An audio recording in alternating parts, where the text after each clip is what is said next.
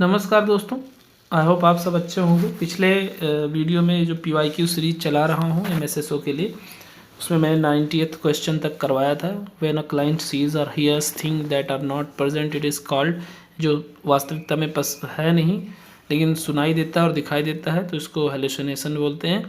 और ऑडिटरी अगर सुनाई देता है तो और दिखाई देता है तो विजुअल। तो यहाँ तक मैंने क्वेश्चन कराया था। इसके आगे करते हैं, कुछ क्वेश्चन रिपीटेड मिलेंगे, उसको मैं थोड़ा जल्दी स्किप करूँगा। और आप लोगों को कि कैसा लगा ये सीरीज़ ज़रूर आप लोग बताएं कमेंट बॉक्स में। In a family when the offspring inherit the mother's name it is called. तो एक परिवार में जब संतान माँ का नाम अपनाता है तो इसे क्या कहते हैं? तो इसको बोलते हैं मैट्रोनमिक, मात्रनामिक। Operationalisation of variable in research means, तो जो रिसर्च में ऑपरेशनलाइजेशन करते हैं वेरिएबल का, वो जो चर हैं उसको मापने के लिए करते हैं, तो इसको बोलते हैं making variables measurable. Placing people's health in people's hand is part of, लोगों के स्वास्थ्य को लोगों के हाथों में सौंपना किसका हिस्सा है? तो ये नेशनल हेल्थ पॉलिसी का है। The child marriage act amended raise the minimum age of girls to marry, तो जो 18 वर्ष तक किया गया था। सबसे पहले चाइल्ड मैरिज रिस्ट्रेंट एक्ट आया था, शारदा एक्ट जिसको बोलते हैं, 1929 में। उसके बाद उसमें मल्टीपल टाइम चेंजेस हुए हैं। The principle of perceiving the client as they are in case work is known as, जैसा क्लाइंट है उसको वैसा ही एक्सेप्ट करना, तो इसको प्रिंसिपल ऑफ एक्सेप्टेंस बोलते हैं, स्वीकृति का सिद्धांत। विच of the following is a health determinant, तो हेल्थ का डिटर्मिनेंट क्या है? Economic health, social economic, biological, तो ये तीनों हैं। विच of the following is not with in the scope of inclusive education, तो इंक्लूसिव एजुकेशन के स्कोप में क्या नहीं है? तो exclusive education for differently abled only, तो ये जो है इनको एक्सक्लूड नहीं करना, इनको इंक्लूज करना है बल्कि। What is the main goal of supervision in social work, तो सोशल वर्क में सुपरविजन का मेन उद्देश्य क्या होता है?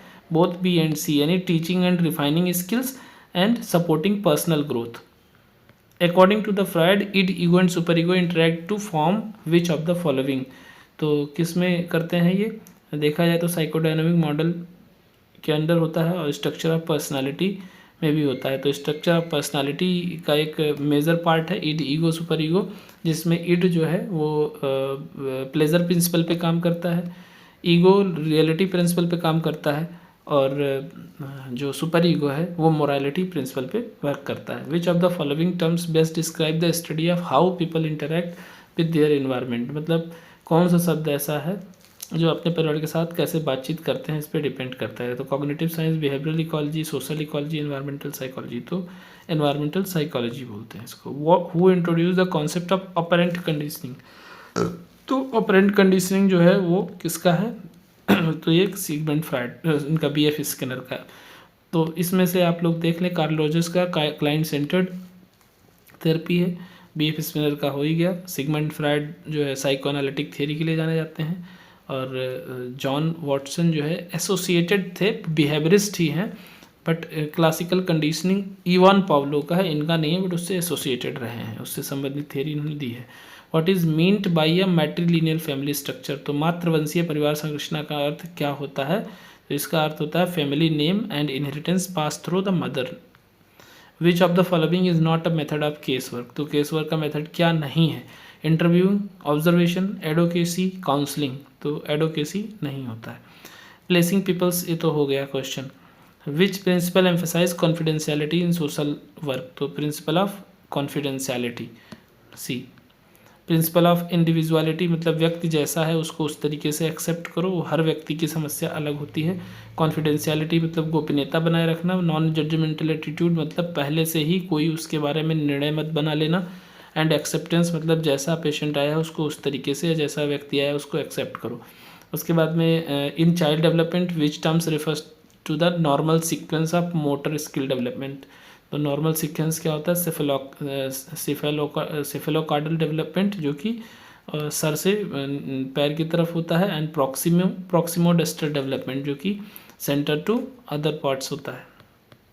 Which of the following is a focus area of action research, तो एक्शन रिसर्च का फोकस एरिया क्या होता है? Solving practical problems in local setting, जो करंट में प्रॉब्लम है उसकी जो है सोल्यूशन को ढूंढना। The idea of reinforcing desired behaviour through reward is known as, जैसे जब बिहेवियर थेरेपी करते हैं तो जो डिज़ायर्ड बिहेवियर लाना चाहते हैं, अडाप्टिव बिहेवियर जो लाना चाहते हैं, गलत व्यवहार को रिप्लेस करके, तो उसके लिए अगर बच्चा अच्छा व्यवहार कर रहा है तो उसको हम जो है रिवार्ड देते हैं, उसको इनाम देते हैं, तो उसको पॉजिटिव रीइंफोर्समेंट कहते हैं, सकारात्मक सुदृढ़ीकरण। Mental retardation includes which of the following deficits. तो मेंटल रिटार्डेशन में अडाप्टिव बिहेवियर भी दिक्कत करती है, अडाप्टिव बिहेवियर में प्रॉब्लम होती है, इंटेलेक्चुअल फंक्शनिंग तो डिस्टर्ब होता ही है, एंड डेवलपमेंटल डिलेज भी होने के सबसे ज़्यादा चांसेस रहते हैं। A person born with down syndrome is likely to experience. तो डाउन सिंड्रोम क्या होता है, उसमें नाक छोटी होती है, माथा चौड़ा होता है, नाक दबी हुई होती है, होठ थोड़े चौड़े होते हैं, बुद्धि की कमी होती है, इन्हीं इंटेलेक्चुअल डिसेबिलिटी होने के चांसेस रहते हैं। ठीक है, तो ये हो जाएगा intellectual disability, distinct physical features, developmental delays, तीनों ऑप्शन हो जाएंगे। ठीक है, तो ये आप देख रहे हो जो फेस, ये एक उदाहरण है डाउन सिंड्रोम का। ठीक है, तो इसमें बाकी चीज़ें दी हुई, इसका स्क्रीनशॉट ले लो, आप डिटेल में पढ़ लेना। A counselor who actively listen and reflects back the client's feeling is using which technique। तो जब जो है काउंसलर सक्रिय रूप से सुनता है और क्लाइंट की भावनाओं को वापस उसको रिफ्रेम करता है, प्रतिबिंबित करता है, तो इसको बोलते हैं एक्टिव लिसनिंग। एक्टिव लिसनिंग मतलब आप सुन रहे हैं और उसके लास्ट शब्द को उसको ये जो है अश्योर करने के लिए बोलते हैं कि अच्छा ऐसा भी हुआ, अच्छा, जो आप नोडिंग करते हैं। ठीक है, नोडिंग करना मतलब बीच बीच में उसको रियलाइज़ कराना कि आप उसको एक्टिवली सुन रहे हो। During counseling, the client is encouraged to express the explore their feelings. This is a form of। परामर्श के दौरान क्लाइंट को अपनी भावनाओं को व्यक्त करने और उनका पता लगाने के लिए प्रोत्साहित किया जाता है। इसको क्या बोलते हैं? Psychotherapy, person centred counselling, behavioural therapy, cognitive behaviour. तो ये पर्सन सेंटर्ड काउंसलिंग होता है, व्यक्ति के ऊपर जो है फोकस करके। नेक्स्ट क्वेश्चन है, which of the following is a basic principle of social case work. तो बेसिक प्रिंसिपल क्या है? इंडिविजुअलाइजेशन, एक्सेप्टेंस, कॉन्फिडेंशियलिटी, ये तीनों है।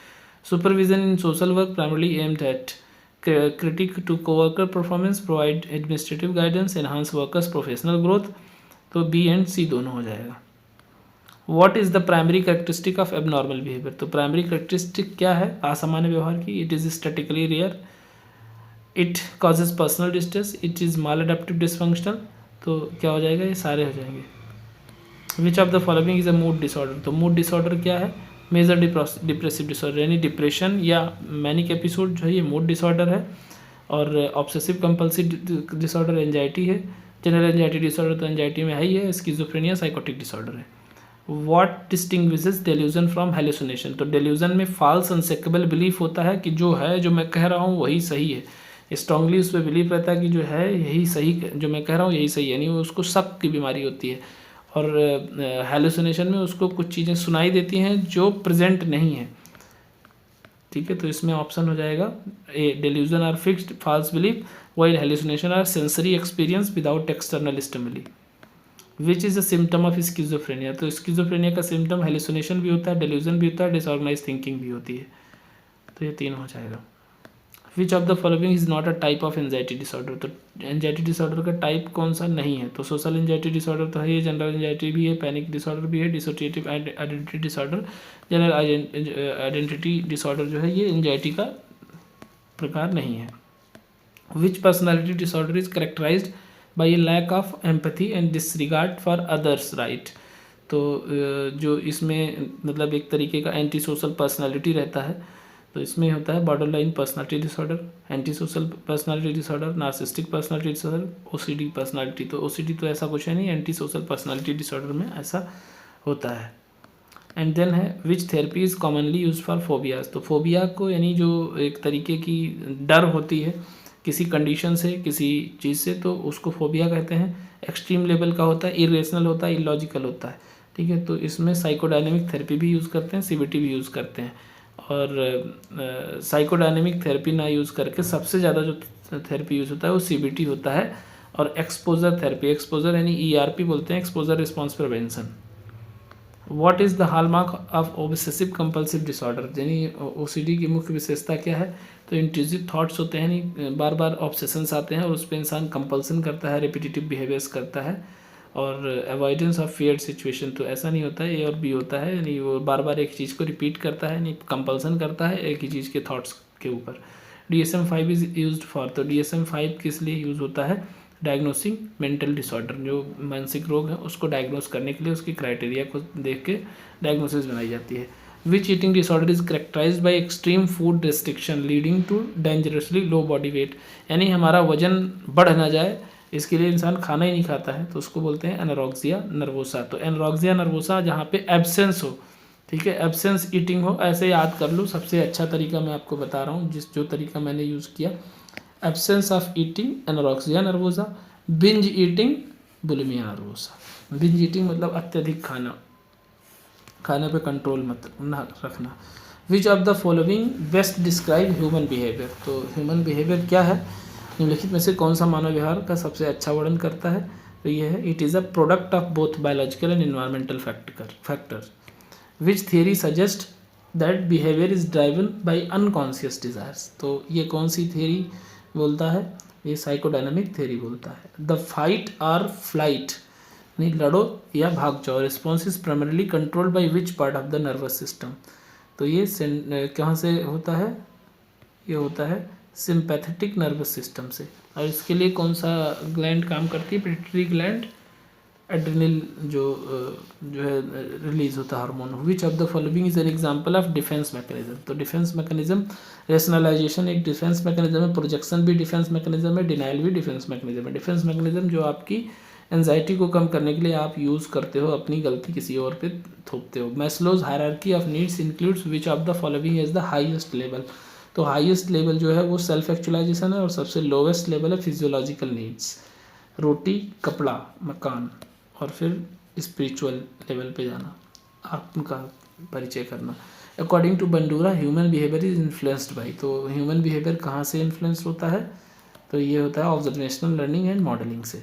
Which of the following is an example of positive reinforcement, तो पॉजिटिव रीइंफोर्समेंट का example क्या है, giving a reward for completing homework, यानी काम पूरा कर लिया बच्चे ने तो उसके लिए एक रिवार्ड देना, वो पॉजिटिव रीइंफोर्समेंट है। Person's consistent pattern of thought emotion and behaviour is referred to as their, एक व्यक्ति के विचार भावना और व्यवहार के सुसंगत पैटर्न को किसके रूप में संदर्भित किया गया है, तो ये करते हैं व्यक्तित्व, personality.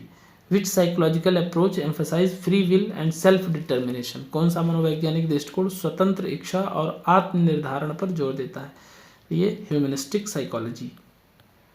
Which stage in Erik Erikson's theory of psychosocial development focuses on forming intimate relationship, तो इंटीमेशन वर्सेस आइसोलेशन जो कि तीसरा स्टेज है।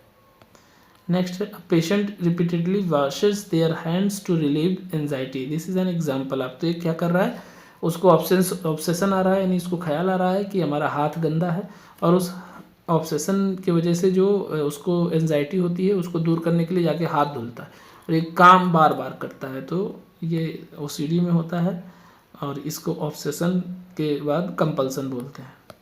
अ person hears voices that are not present, this is an example of, तो ये क्या है, auditory hallucination, तो एक हेलुसिनेशन है। B behavioural therapy focuses on, behavioural therapy किस पे फोकस करता है, चेंजिंग माल अडेप्टिव बिहेवियर, और किसको अडॉप्ट करता है, अडेप्टिव बिहेवियर को जो है अडॉप्ट कराते हैं, माल अडेप्टिव बिहेवियर से रिप्लेस, अडेप्टिव बिहेवियर से माल अडेप्टिव को रिप्लेस करते हैं। A child avoids school due to intense fear of social interaction, this is an example of, तो उसको किससे जो है प्रॉब्लम हो रही है, सोसाइटी में लोगों से बातचीत करने के लिए, तो उसको सोशल एंजाइटी डिसऑर्डर बोलते हैं। और स्टार्टिंग में बच्चों को सेपरेशन एंजाइटी भी होता है, इसलिए भी स्कूल नहीं जाते हैं, स्कूल जाने से मना करते हैं, अपने माँ बाप से अलग होने का डर रहता है। Which type of memory is responsible for storing learn motor skill like riding a bike, कौन सा मेमोरी प्रकार जो सीखी हुई मोटर कौशलों को संग्रहित करने के लिए जिम्मेदार है, वो प्रोसीजरल मेमोरी है, ठीक है। तो प्रोसीजरल मेमोरी जिसकी अच्छी होती है वो बहुत जल्दी नए नए चीज़ों को सीख जाता है, और हाईली जो जैसे गाड़ी चलाना हो गया, बहुत अच्छा चलाना हो गया गाड़ी, ये सब प्रोसीजरल मेमोरी से वर्क करता है। तो इस तरीके से आपका ये पूरा पेपर कंप्लीट हो गया 140 क्वेश्चन का। आपको कैसा लगा ये इनिशिएटिव ज़रूर बताएं। और वैसे तो ये हमारा पेड बैच का कंटेंट है, बट मैंने सोचा इसको शिफ्ट में आप लोगों तक भी पहुंचाया जाए जो हमारे इस यूट्यूब चैनल को फॉलो करते हैं। मिलते हैं नेक्स्ट वीडियो में, थैंक यू।